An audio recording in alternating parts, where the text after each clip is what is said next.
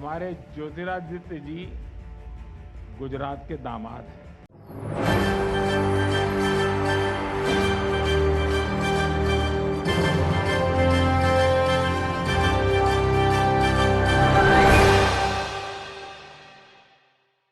नमस्कार, मैं आजमीन खान और आप देख रहे हैं एसपीएन 9 न्यूज। मध्य प्रदेश की राजनीति में भारतीय जनता पार्टी अपने उम्मीदवारों की लिस्ट तो जारी कर रही है, लेकिन उम्मीदवारों की लिस्ट जारी करने के बाद खुद ही विवादों में घिर जाती है। ऐसे में बात कही जाए तो मध्य प्रदेश में भारतीय जनता पार्टी ने अपनी 5वीं लिस्ट जारी कर दी, जिसमें 94 उम्मीदवारों को उतारना था, लेकिन 92 ही उम्मीदवारों को भारतीय जनता पार्टी ने उतारा, जिसमें कहीं ना कहीं दरकिनार किए गए ज्योतिरादित्य सिंधिया। ज्योतिरादित्य सिंधिया की बात बताएं तो ना तो शिवपुरी से उन्हें टिकट मिला, ना ही ग्वालियर से उन्हें टिकट मिला, यानी कि ग्वालियर चंबल उनका गढ़ कहा जाता है, वहां से टिकट कट जाता है। शिवपुरी यशोधरा की वजह से उन्हें दिया जाता है, वहां से भी टिकट कट जाता है। लेकिन क्या ज्योतिरादित्य सिंधिया को लोकसभा चुनाव के लिए तैयार किया जा रहा है? इस बात का उदाहरण यहाँ पर खुद देश के प्रधानमंत्री नरेंद्र मोदी जी देखते हुए नजर आ रहे। दरअसल आपको बता दें कि बीते दिन देश के प्रधानमंत्री नरेंद्र मोदी सिंधिया के गढ़ पहुंचे, ग्वालियर में गए और वहां पर सिंधिया की तारीफ करते हुए नजर आए। क्या कुछ उन्होंने कहा, देखिए जरा। ग्वालियर के साथ मेरा एक दूसरा कनेक्ट भी है। हमारे ज्योतिरादित्य जी गुजरात के दामाद हैं।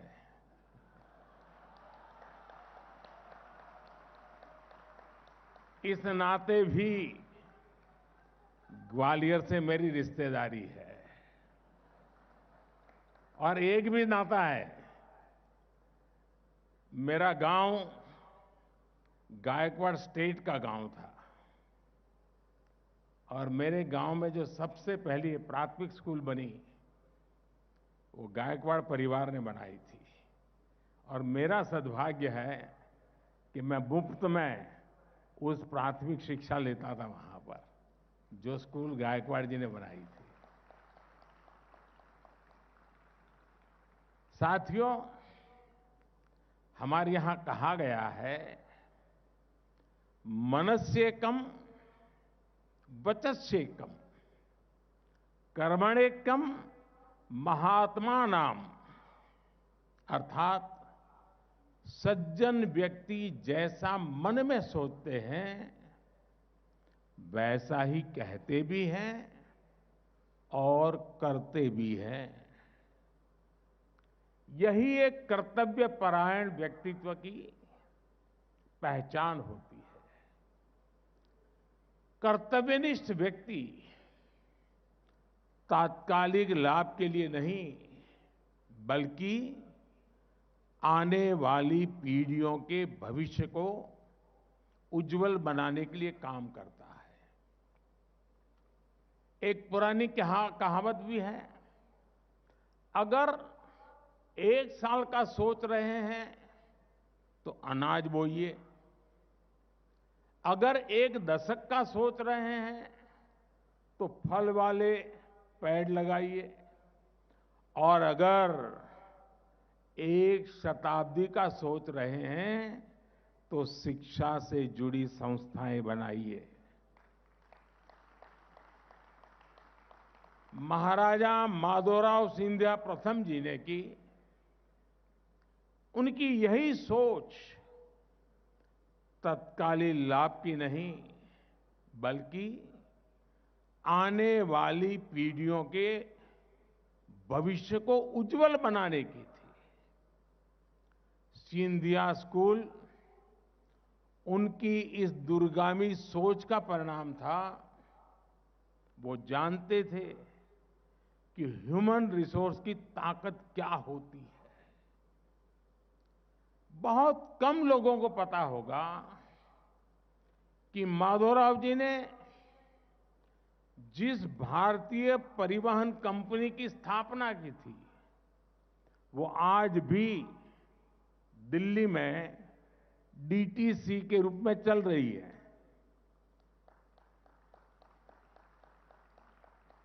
आने वाली पीढ़ियों के लिए जल संरक्षण पर भी उनका उतना ही ध्यान था।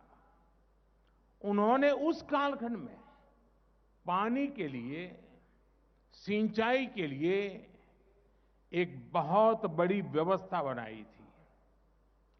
ये जो हरसी डैम है, वो 150 वर्ष बाद भी एशिया का सबसे विशाल मिट्टी का बांध है। ये डैम आज भी लोगों के काम आ रहा है।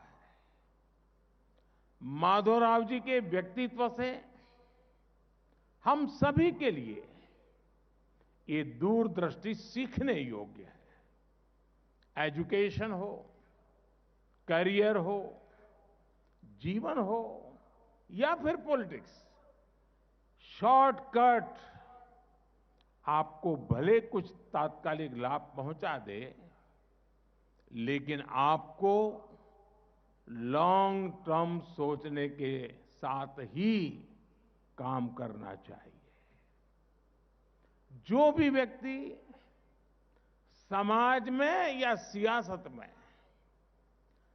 तात्कालिक स्वार्थ के लिए काम करता है, उससे समाज का, राष्ट्र का नुकसान ही होता है।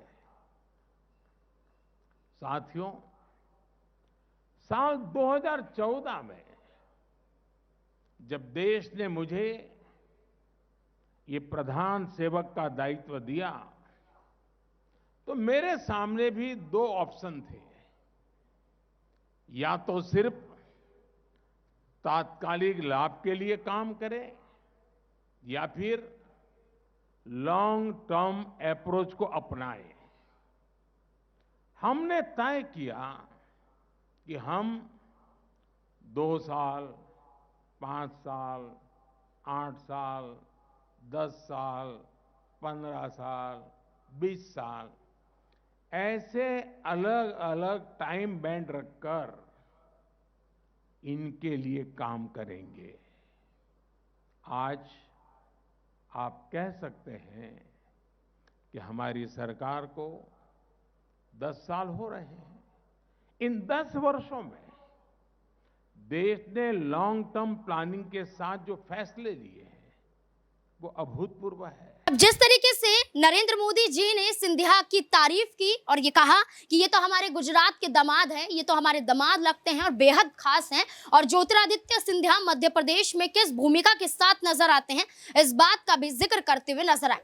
लेकिन विधानसभा से क्यों हटाया जा रहा है? अभी 2 प्रत्याशियों के नामों की घोषणा करनी है, क्योंकि लगभग लिस्ट तो पूरी हो चुकी है मध्य प्रदेश में।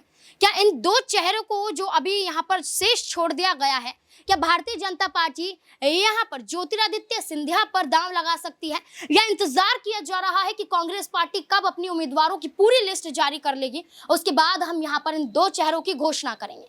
या फिर वाकई ज्योतिरादित्य सिंधिया को साइडलाइन किया जा रहा है, बस उन्हें लालच दिया जा रहा है और उनकी तारीफें की जा रही हैं, लेकिन वाकई जो पद देना चाहिए था, जो सीट देनी चाहिए थी, उन सीट पर ज्योतिरादित्य सिंधिया को नहीं उतारा गया है? तो ऐसे में क्या माना जाए? आपको क्या लगता है, लोकसभा के लिए सिंधिया को तैयार किया जा रहा है, या विधानसभा चुनाव जिसे सेमीफाइनल के रूप में देखा जा रहा है, उससे ही साइडलाइन करते हुए लोकसभा से बाहर किया जा रहा है? क्या है आपकी राय? कमेंट सेक्शन में जरूर बताएं। धन्यवाद।